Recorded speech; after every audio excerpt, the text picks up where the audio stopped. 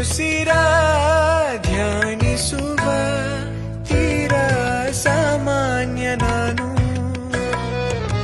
ಆಕಾಶದಲ್ಲಿ ನೀ ದೀಪವಾದೆ, ഇരുಳಾಗಿ ನಾನು ನಿನಗಾಗಿ ಕಾದೆ.